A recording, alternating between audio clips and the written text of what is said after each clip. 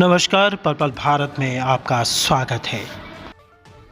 आने की कोशिश कर रहे हैं, खासकर माननीय मुख्यमंत्री श्री मनोहर लाल जी ने सभी सांसदों की, सभी मंत्रियों की और सभी विधायकों की जिम्मेवारी लगाई थी कि आप जो है एक विधानसभा के 5 गांव में जाकर और वहां पर जनसंवाद कार्यक्रम करें। तो उसी के तहत जो है मैंने 4 विधानसभा जो है वो पहले कवर कर ली थी, उनके 5 गाँव को। लेकिन जो हमारी ऐलनाबाद विधानसभा है उसके हमारे 2 गांव जो है वो बाकी रहते थे, नाथुश्री और कागदाना। तो उसको हमने जो है वहाँ पर जनसंवाद कार्यक्रम किया और आम जनमानस की जन समस्याओं को सुना। और उसके बाद बहुत से हमारे पास जो है वो ऐसे जो है किसान भाई भी आए कि जिन्होंने जो उनके खाले बन चुके थे, जो उनके वहाँ पर सड़कों का निर्माण हो चुका था, उसके लिए हमें बहुत धन्यवाद किया।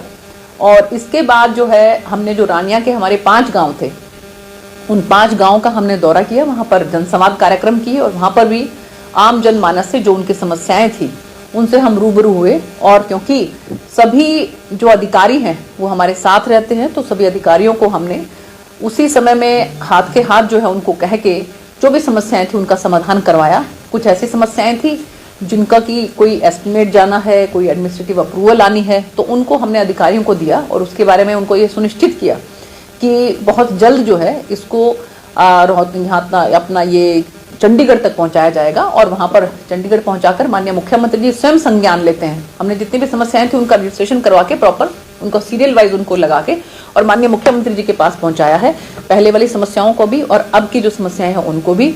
और माननीय मुख्यमंत्री जी ये विश्वास दिलाते हैं कि जो समस्याएं जो हैं जिनका निदान जो है वो चंडीगढ़ में हो सकता है, तो वो हम यहाँ पर अधिकारियों को कह के करवाने की पूरी कोशिश करेंगे।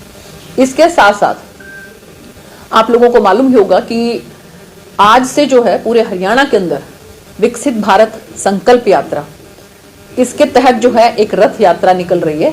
और उस रथ में सभी हमारे जितने भी अधिकारी हैं, खासकर आपने देखा होगा कि आज जो बड़ागुड़ा से हमने इसकी शुरुआत की, सभी एडमिनिस्ट्रेशन के माननीय जो डीसी साहब हैं और भी जितने भी अधिकारी हैं वो सब इसके अंदर उपस्थित थे। और यहाँ पर जगह जगह पर आपने देखा होगा कि जो है वो कार्यक्रम जो था उसके अंदर हमने स्टॉल लगाई हुई थी। उन स्टॉल के अंदर चाहे हम जो पीपीपी जो है उसकी बात करें, चाहे हम परिवार पहचान पत्र जो मैंने आपको बताया, चाहे आयुष्मान कार्ड की बात करें, चाहे बीपीएल कार्ड की बात करें, और इसके साथ साथ चाहे हम वृद्धावस्था पेंशन है, किसी का कोई बैंक का कोई लोन की कोई समस्या है, इवन जो निरोगी हरियाणा के माध्यम से यहाँ पर जो मेडिकल चेकअप हैं उसकी भी हम बात करें, तो ये सब उस कैंप में जो है लगाए गए थे। आज बड़ागुड़ा में उसकी शुरुआत हुई, इसके अंदर हमारे मंत्री जी भी उपस्थित थे।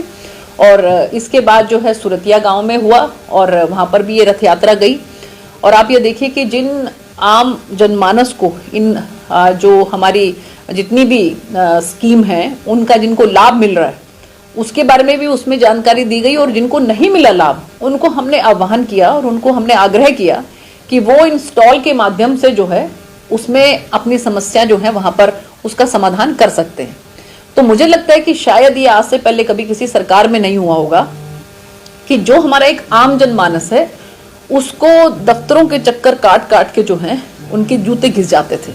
लेकिन अब जो है वो सभी अधिकारी उनके गांव में जा रहे हैं और आप ये देखिए जनप्रतिनिधि उनके गांव में जा रहे हैं, जगह जगह पर स्टॉल लग रही हैं कि आपकी जो भी समस्या है आप उस समस्या का मौके पर ही समाधान कर सकते हैं।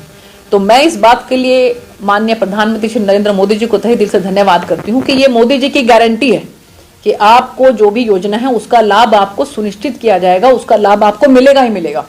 100% लोगों को सरकार की योजनाओं का लाभ मिले, उसी के तहत ये रथ यात्राएं निकाली जा रही हैं। और माननीय मुख्यमंत्री जी का मैं तहे दिल से धन्यवाद करती हूँ कि बहुत सी ऐसी योजनाएं हैं कि जो केंद्र सरकार में तो हैं लेकिन उसमें एक कदम और आगे बढ़ के माननीय मुख्यमंत्री जी को उनको यहाँ पर लागू किया है। जैसे कि अगर हम बीपीएल कार्ड की बात करें तो सेंटर की योजना है, उसके तहत 1,20,000 उसकी लिमिट है। माननीय मुख्यमंत्री जी ने उसको और बढ़ाकर 1,80,000 रुपया कर दिया। और एक और जो नई योजना जो है माननीय मुख्यमंत्री जी लेकर आए हैं उसके लिए तो मुझे लगता है कि जितनी उनकी तारीफ की जाए वो कम है, कि उसमें उन्होंने ये कहा कि 1,80,000 तक की जिनकी आय है उनको अपनी बेटियों को कॉलेज में भेजने के लिए फीस नहीं देनी पड़ेगी, फीस उनकी सरकार देगी। 1,80,000 तक की आय वाले जो घर हैं उनकी बेटियां कॉलेज में अब फ्री पढ़ेंगी। और इसके साथ साथ उन्होंने कहा कि 1,80,000 से लेकर 3 लाख तक की जिनकी आय है उनकी बेटियां जो हैं कॉलेज में जो पढ़ेंगी तो उनकी आधी फीस लगेगी। मुझे लगता है कि शायद ये अपने आप में पूरे हिंदुस्तान के अंदर एक अलग ही तरह का एक्सपेरिमेंट है और मुझे पूरी उम्मीद है कि लोगों को ये पसंद आएगा। और जो एक मुहिम माननीय प्रधानमंत्री श्री नरेंद्र मोदी जी ने पानीपत की धरा से, हरियाणा की धरा से शुरू की थी, बेटी बचाओ बेटी पढ़ाओ, तो उसका भी मुझे लगता है कि एक बहुत सार्थक ये जो है एक हमारी इसकी पहल है। तो मैं इस बात के लिए भी माननीय मुख्यमंत्री जी को बहुत धन्यवाद करना चाहती हूँ। और आम जनमानस के अंदर आप ये देखिए कि सर्दियों का मौसम है, लेकिन फिर भी जितनी भारी संख्या के अंदर, चाहे हम जन संवाद कार्यक्रम की बात करें, चाहे हम ये जो हमारी विकसित भारत संकल्प यात्रा है इसकी हम बात करें, भारी संख्या के अंदर ग्रामवासी जो हैं इसके अंदर उपस्थित हो रहे हैं। और इसके साथ साथ माननीय प्रधानमंत्री जी का जो सपना है कि जो हमारा देश आज विकासशील है उसको हम अगले 25 सालों के अंदर विकसित भारत बनाएंगे। तो ये भी मुझे लगता है कि इसी के माध्यम से पूरा होगा। और आने वाले 2047 को जब 100 साल हमारी आज़ादी के पूरे हो जाएंगे तो हमारा देश जो है वो विकसित देश बनेगा, विकसित भारत बनेगा। तो इस बात के लिए ये जो ये इस तरह की जो मुहिम चलाई जा रही है जिसके तहत इन जो यात्राओं के अंदर, विकसित भारत संकल्प यात्राओं के अंदर जो है वो LED के माध्यम से सभी योजनाओं को दिखाया जा रहा है। अधिकारी जो हैं वो जो स्टॉल के माध्यम से सभी योजनाओं के बारे में उनको बता भी रहे हैं, अगर किसी को लाभ नहीं मिला है तो उनको लाभ दे भी रहे हैं। इन सब बातों के लिए माननीय प्रधानमंत्री जी का मैं तहे दिल से धन्यवाद करती हूँ और माननीय मुख्यमंत्री श्री मनोहर लाल जी का भी बहुत बहुत धन्यवाद करती हूँ। मैम, आपने कहा कि कार्ड बनाए जाएंगे जिनकी इनकम कम है, पहले हजारों कार्ड कट चुके थे, या उनके द्वारा ऑटोमेटिकली बन जाएंगे? देखिए, ऐसा है कि जो कार्ड कटे हैं वो कार्ड क्यों कटे हैं उसके बारे में वो वहां पर कहते थे कि बाय रोड जो है आप 12 साढ़े 12 घंटे के अंदर पहुंच जाओगे। मेरठ अगर आप दिल्ली से जाओ 2 से मुश्किल से 1.5 से 2 घंटे लगते हैं। तो वो अब जो है जिस तरह से सड़कों का जाल बिछा है, रेलवेज की अगर आप बात करें, जिस तरह से जो है वो रेलवे का जाल बिछा है, जिस तरह से जो रेलवे के माध्यम से लोगों की कनेक्टिविटी बढ़ी है, तो किसी भी देश की तरक्की जो है वो सबसे ज़्यादा अगर किसी चीज़ पर डिपेंड करती है वो इंफ्रास्ट्रक्चर पे डिपेंड करती है। तो ये आप देखिए कि पिछले 9 साढ़े 9 सालों के अंदर इंफ्रास्ट्रक्चर जो है, आधारभूत जो ढांचा है उसको इस तरह से तैयार किया गया है कि आने वाले समय में मुझे पूरी उम्मीद है कि जो है भारत विकसित देश बनेगा। और एक गरीब के उत्थान की जो योजनाएं हैं उसी के तहत जो है आपने देखा होगा कि इसमें हमने दिखाया है कि कितनी गरीब के उत्थान की योजनाएं हैं जिसके बारे में कभी किसी ने सोचा नहीं था। बैंक में खाता खोलने के लिए जो है एक गरीब आदमी को कितनी मशक्कत करनी पड़ती थी, अब जनधन योजना के माध्यम से हर किसी का बैंक का खाता खुला हुआ है। सरकार की तरफ से जो योजनाएं हैं DBT के माध्यम से सीधा जो है पैसा उनके खाते में जाता है। तो ये सारी मुझे लगता है कि बातों को ध्यान में रखते हुए हमें पूरी उम्मीद है कि माननीय प्रधानमंत्री जिस तरह से काम कर रहे हैं, आने वाले 25 सालों के अंदर हमारा देश विकसित भारत बनेगा। मैडम, किसानों के मसले जो पहले चले हैं, किसान आंदोलन चला है, किसान उससे भी उभरे नहीं थे कि कृषि मंत्री का एक बयान आता है किसानों को लेकर, आपकी उसमें मुझे एक्चुअली मालूम नहीं है क्या बयान आया है कृषि मंत्री जी का, मुझे इसके बारे में जानकारी नहीं है। कौन से कृषि मंत्री, केंद्र के कृषि मंत्री या कि हमारे हरियाणा के? हाँ, तो क्या मुझे उसके बारे में जानकारी नहीं है क्या बयान उनका आया है।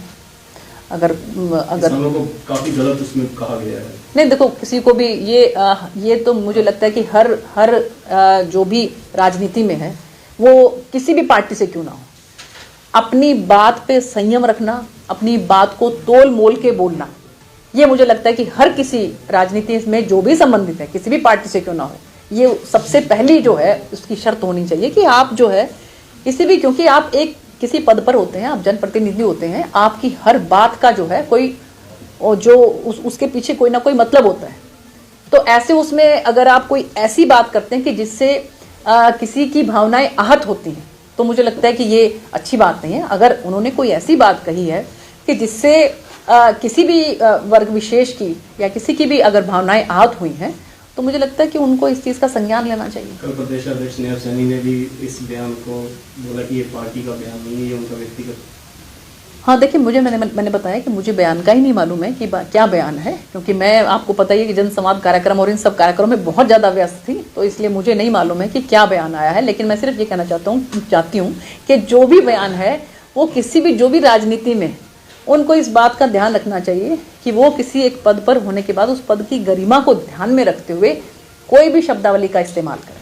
सांसद सुनीता दुग्गल 2024 का इलेक्शन से सफल लड़ेंगे या देखिए, बिल्कुल जिस तरह का जो जनादेश है, जिस तरह का लोगों ने मुझे मैंडेट यहाँ पर दिया है, तो उससे साफ जाहिर है कि लोगों का बहुत प्यार मेरे साथ है।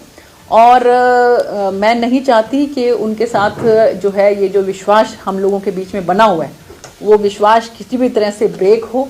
और इसलिए मेरी इच्छा तो ये है कि मैं यहाँ से ही जो है वो लोकसभा का चुनाव लड़ते हुए यहाँ का जो है प्रतिनिधित्व करूँ। और लेकिन फिर भी क्योंकि मैं एक संगठन की कार्यकर्ता हूँ, तो संगठन जो भी उचित समझेगा, जो भी जिम्मेवारी मेरी लगाएगा, तो ये सब हमारे सर माथे पर होगी। मैडम, राजस्थान जो चुनाव हुआ उसके अंदर केंद्रीय नेतृत्व ने, आपकी पार्टी ने, वहाँ की लोकल गवर्नमेंट ने जनता से कहा सस्ता गैस देंगे, सस्ता डीजल पेट्रोल देंगे। तो हमारे जो उज्ज्वला योजना है उसके तहत जो कनेक्शन है, मैक्सिमम कनेक्शन अपने रिफिल नहीं भर पा रहे।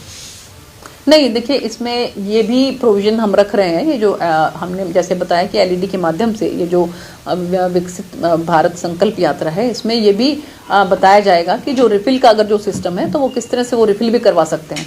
क्योंकि अभी तो हमारी सबसे पहले कोशिश तो ये थी कि पूरे के पूरे देश के अंदर कोई भी घर ऐसा ना बचे कि जहाँ पर जो है उसके पास गैस कनेक्शन ना हो। तो एक बार हमारी ये हमारा जो है टारगेट पूरा हो जाएगा, तो उसके बाद उसको जो रिफिल जो है उसकी क्या उसमें जो है सरकार की तरफ से योजना है, वो भी बहुत जल्द जो है सभी को उसके बारे में भी अवगत करवाया जाएगा। राजस्थान में कांग्रेस ने 500 अभी मुझे लगता है कि आपके अलावा कोई और भी अगर सवाल ले ले तो ज्यादा बेहतर होगा। कोई एक सवाल, दो सवाल, कोई लिमिट थोड़ा सा रखनी चाहिए कि आप कितने सवाल लेंगे। जी, एक यहाँ पे रैन बसेरा है जी। उस सर्दियों में खुलता है, सर्दियों में मात्र 1 महीने खुलता है और पूरे साल बंद रहता है। और बाकी जो नागरिक है, जो गरीब लोग सड़कों पर सोते हैं, उसके लिए परमानेंट कोई इंतजाम हो जाए तो नहीं, बिल्कुल उसके बारे में है ना, जो डीसी साहब है ना, उसके बारे में बात कर लेंगे। मुझे लगता है कि शायद सर्दियों के लिए ही वो रखा जाता है कि सर्दियों में लोगों को दिक्कत ना हो, लेकिन फिर भी इसके बारे में हाँ, क्योंकि सरकार की जैसे आपको योजना का पता होगा, जो ग्रामीण आवास योजना है, शहरी आवास योजना है, ये सब योजनाएं यही हैं कि माननीय प्रधानमंत्री जी ने ये कहा था कि हम ये चाहते हैं कि आने वाले समय में कोई भी इंसान ऐसा ना हो जिसके सिर पर छत ना हो। तो इसलिए जो है आप धीरे धीरे आप विश्वास रखिए कि ऐसा होगा कि कोई भी ऐसा इंसान नहीं बचेगा कि जिसके सिर के ऊपर छत ना हो। मैडम ट्रेनों का विस्तारीकरण जन संवाद में जो बहुत ज़्यादा सबसे पहली बातों की शिकायतें थी नहीं, जो कुछ शिकायत थी वो थोड़ा बहुत कुछ जैसे जो खालों की शिकायत है वो थी, शिकायत भी नहीं थी, खालों की उनकी जो है समस्या थी। और उसको भी बहुत से बल्कि ऐसे भी थे कि खाल बहुत जगह पर बने थे, जिसके लिए बल्कि किसान भाइयों ने आकर मुझे धन्यवाद भी किया। और कुछ जनरल किसी की पर्सनल जैसे कोई प्रॉब्लम है, तो किसी के साथ कहीं कोई आपस में पुलिस का कोई मामला है, तो ये से आम जनरल समस्याएं थी। कोई ऐसी कोई बड़ी धीर गंभीर समस्या ऐसी कोई नजर नहीं आई। आपने सरपंचों से आह्वान किया है कि जो यात्रा आ रही है इसका पूरे जिले भर में, पूरे हरियाणा भर में स्वागत किया जाए और इसकी जो नीतियां हैं उसको ग्रामीणों तक पहुंचाया जाए, लेकिन सरपंच तो बीजेपी के खिलाफ हैं। नहीं, आप देखिए कि जो हम बड़ा गुड़ा की बात करें, कम से कम भी आसपास के गाँव के 10 से 15 सरपंच वहाँ उपस्थित थे। मेरे जन संवाद कार्यक्रम में आप देख लें तो कम से कम हर जन संवाद कार्यक्रम में 10 से 15 से 20 के करीब जो है सरपंच उपस्थित थे। अभी सुरतिया गांव में भी आप देखें तो सुरतिया गांव के सुखपाल जी और उनके साथ ही आसपास के कितने गांव के सरपंच हमारे साथ थे।